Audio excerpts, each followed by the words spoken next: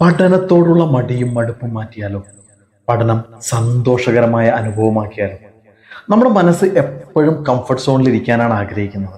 അതാണ് എന്തെങ്കിലും പുതിയ കാര്യങ്ങൾ പഠിക്കുമ്പോഴും ഇഷ്ടമല്ലാത്ത കാര്യങ്ങൾ ചെയ്യുമ്പോഴും നമുക്ക് ബുദ്ധിമുട്ട് അനുഭവപ്പെടുന്നതിന്റെ പ്രധാന കാരണം. പഠനം ബോറാണ്, ഇതെനിക്ക് ഇഷ്ടമല്ല എന്ന് നിരന്തരം മനസ്സിനോട് പറഞ്ഞിട്ടുണ്ടെങ്കിൽ നമ്മുടെ മനസ്സ് അതിനെ എളുപ്പത്തിൽ മടിപ്പുള്ള കാര്യമാക്കി മാറ്റുകയാണ്. അതുകൊണ്ടാണ് ആ പുസ്തകം കാണുമ്പോഴും പഠിക്കുന്ന കാര്യം പറയുമ്പോഴും ചിന്തിക്കുമ്പോഴും എല്ലാം ബുദ്ധിമുട്ട് തോന്നുന്നത്. പക്ഷേ മനസ്സിനെ ഇതെല്ലാം മാറ്റാനും കഴിയും.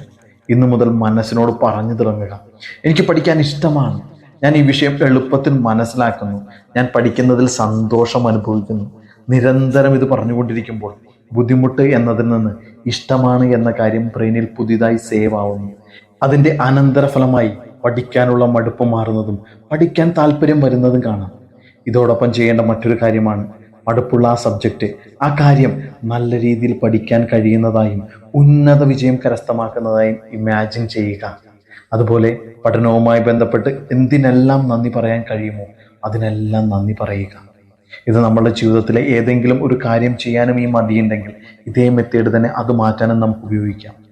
ഈ മെത്തേഡ് കൃത്യമായി ഉപയോഗിക്കുകയാണെങ്കിൽ പഠനത്തോടുള്ള മടി മാറി പഠനം ഒരു രസകരമായ, ഒരു സന്തോഷകരമായ ഒരു അനുഭവമായി മാറും. ഉപയോഗിച്ച് നോക്കൂ. Thank you very much.